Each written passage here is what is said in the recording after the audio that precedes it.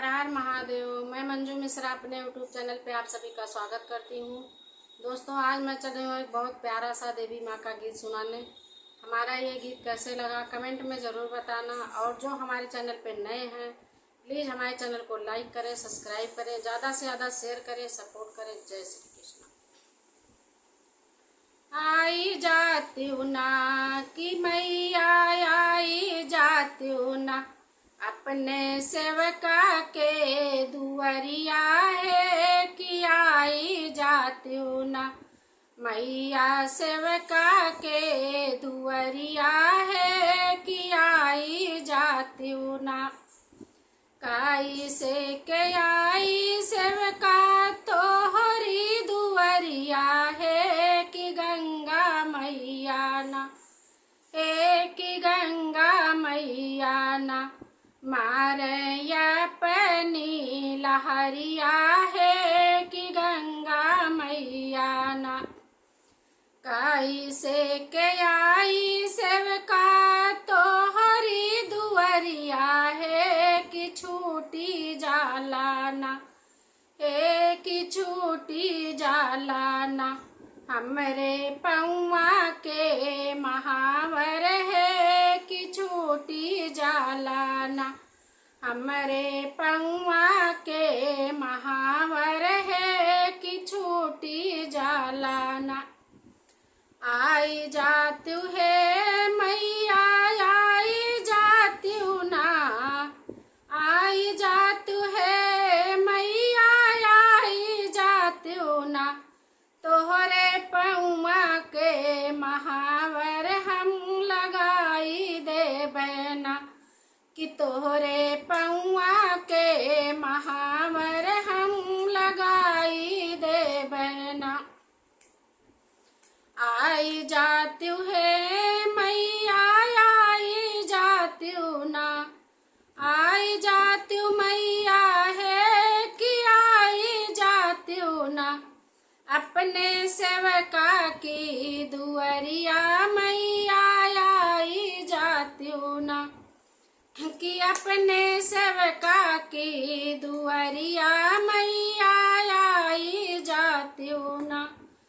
काई से के आई सेवका तो हरी दुआरिया है कि गंगा मैया ना, कि गंगा मैया ना। मारे अपनी लहरिया है कि गंगा मैया ना। मारे अपनी लहरिया है कि गंगा मैया ना। हाँ विजय हमारी लंबी लंबी कैसिया है कि कैसे आई ना, कि विजय लंबी लंबी कैसिया है कि कैसे आई ना। आई जाती है मैया आई जाती हूँ ना, आई जाती हूँ मैया मोरी आई जाती हूँ ना। अपने सेवका के दुआरिया है कि आई जाती हूँ ना। अपने सेवका की दुआरिया है कि आई जाती हूँ ना। कैसे के आई सेवका तो हरी दुआरिया है कि गंगा मैया ना। मारे अपनी लहरिया है कि गंगा मैया ना। कैसे के आई सेवका तो हरी दुआरिया है कि भीजय हमारी ना, ओ कि भीजय हमारी ना।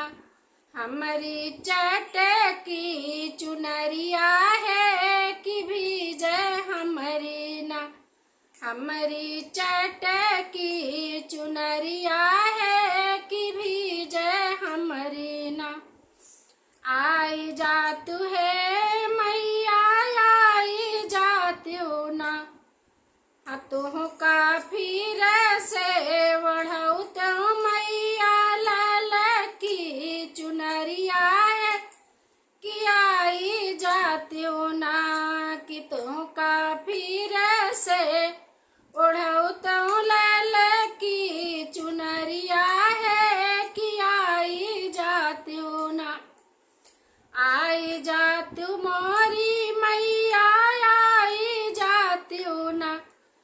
अपने सेवका की दुआरिया है कि आई जाती हूँ ना।